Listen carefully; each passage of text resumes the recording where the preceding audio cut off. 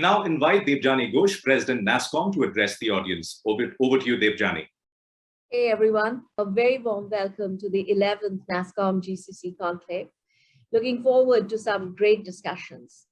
And talking about discussion, I want to share, something that I've been thinking about a lot in the last few months.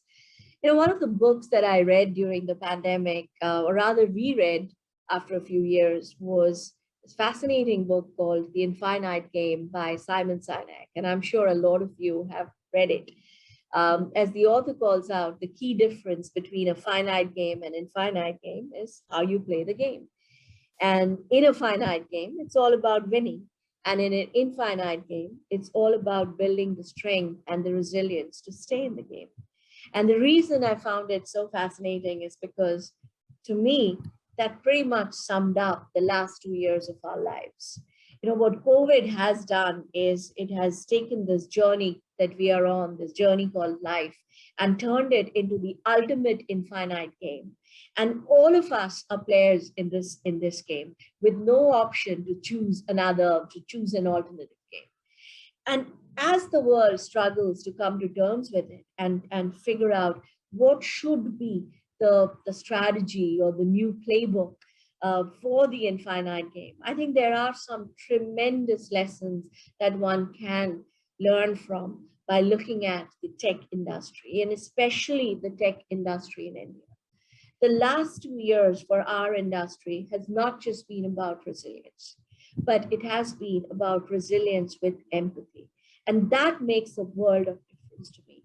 The way the industry got together, rallied around to work together and ensure that we did everything possible to keep not just our employees safe, but to keep our clients' businesses running across the world was nothing short of inspiring.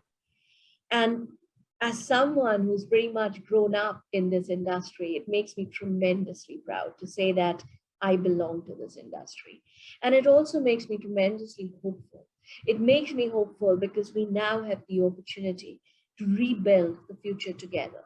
And if we can apply the same infinite mindset, the change mindset that we have developed over the last 2 years, if we can apply that same lens of empathy, I do believe that we will create a future that is far better than what we have had in the past, far more inclusive, far safer, and of course, far more sustainable.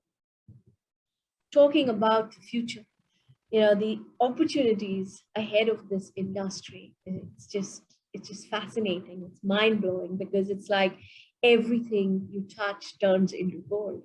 The pace at which digitization is happening, the pace at which tech intensity is growing, the new opportunities getting created by emerging technologies, and of course, the need for innovation. The world has not seen such urgency behind the need for innovation as we are experiencing currently. And I think everything is coming together to create that perfect moment, the perfect opportunity for this industry to get to the next level of its aspiration and growth. From an India perspective, I think, there is so much to look forward to. We have this $1 trillion digital economy goal that we have set for ourselves, and that is highly doable, highly reachable. And I do believe that if we can figure out the right disruptive playbook, we can achieve that goal much faster than we had earlier thought possible. But I think there's a bigger opportunity. And the bigger opportunity is to become the hub for the world's innovation. At NASSCOM, we have a dream that when the world thinks digital, the world must think India. Think digital, think India. I do believe that this is that moment where that aspiration and that dream can absolutely come true. And you, the GCC community, you are the poster child, because when we talk about innovate in India for the world, we're talking about what you do. We're talking, you have shown the world what it actually means. And what an amazing journey you've had. I mean, from Texas Instrument, American Express, and GE, setting up back offices in India more for experimentation, to today over 1,400 MNCs setting up their R&D centers in India to drive cutting edge R&D that's pretty much shaping the business strategies, the product strategies, the future of these companies. I mean, this is just such an inspiring journey. But all that said and done, we still have touched the tip of the iceberg. I mean, there is so much room for growth. There is so much, there's just so much potential for us to do more. But as we think about the future, I think we also have to realize that we need to continuously change the playbook. We need to continuously change the game. We need to continuously build our ability to learn, unlearn, and adapt to the changing landscape. And as we do that, I think there are two strategies we really have to think about. First, talent, digital talent. All of you are painfully experiencing the talent crisis right now. All of us are painfully experiencing the talent crisis that the world is seeing. And I do believe there is an opportunity for India to turn this crisis into an advantage and become the talent nation for the world. There is tremendous effort to grow the existing talent pool. As you know, NASSCOM is working with the Ministry of Education to skill, Ministry of IT, and to skill millions of people to grow the talent pool, the digital talent pool in India. But I also believe this is the time for us to not just think incremental, but think about how we can disrupt the skilling landscape. And one of the things that I obsess a lot about these days is what are the ways to grow alternative talent pools? I mean, there is so much scope in our tier 2, tier 3 cities. Can we as an industry get together and drive a concerted effort to grow world-class talent in these cities? How do we attract, how do we get more women back at work? I mean, that is a huge opportunity waiting to be utilized. How do we make the workplaces more inclusive so that not just women, but we can get differently enabled people back to work? How do we fully leverage opportunities like the gig economy?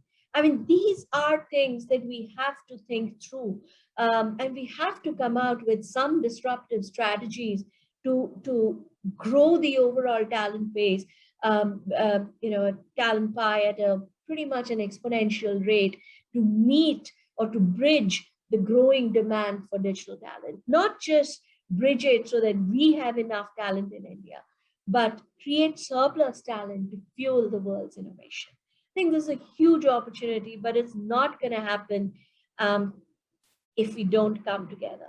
Not just industry coming together, but industry, government, academia. We all have to come together to make this happen. I think the second thing we have to put some thought into is how do we make trust the bedrock of India's technology narrative. I'm a firm believer that trust is the currency of the digital era. I do believe that whether companies choose to work with you, whether your headquarters decide to continue to expand in India or not, will have a lot to do with the trust factor. Do they trust you that you have the right capabilities, or you'll be able to get the right capabilities? Do they trust that India will continue to create a nurturing environment for innovation? I think trust is going to be so key for decision making in our industry. And we have to ensure that we don't treat trust as an afterthought, but we build it into the design of the India narrative. I think this is going to be absolutely critical. So, I just wanted to leave a few of these thoughts with you so that you can have these discussions and tell us what needs to be done, how can we achieve some of these objectives, how can we disrupt some of these strategies to do more? I do hope that, well, not hope, I do believe that if we all put our head to it, and if we are determined to make it happen, I don't think there is any force out there that can stop us from realizing our goal, our dream. So look forward to working with all of you, and or continuing to work with all of you to achieve our aspiration of making India the global innovation hub, the talent nation for the world. I absolutely believe this one is ours to win or ours to lose. It all depends on how we play the game. So have a great conference, and I look forward to hearing your feedback. Do tell us what works, what doesn't work, and more importantly, do have these conversations and let us know what are some of these ideas for us to take forward. Thank you. Thank you very much indeed, Debjani, for setting the context for the event and for the NASSCOM perspective.